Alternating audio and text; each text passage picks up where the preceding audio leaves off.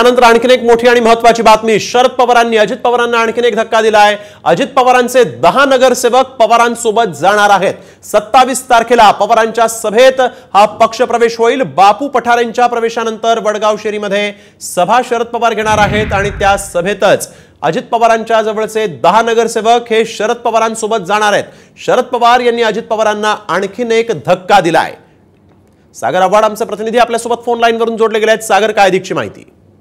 आणखी सुरेंद्र पठारे यांनी राष्ट्रवादी शरद पवार गटामध्ये प्रवेश केल्यानंतर वडगाव शिरी मतदारसंघाचे सर्व हालचाली ज्या आहेत त्या सुरू झालेल्या पाहायला मिळतात। बापूसाहेब पठारे हे माजी आमदार आहेत वडगाव शिरीचे राष्ट्रवादीचे।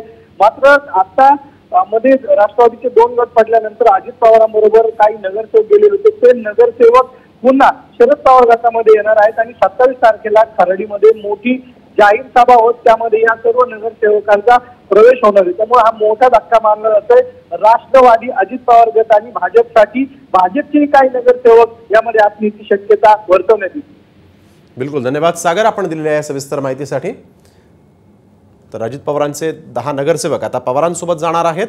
27 तारखेला ते पवारांच्या सभेत जाहीर पक्ष प्रवेश करतील।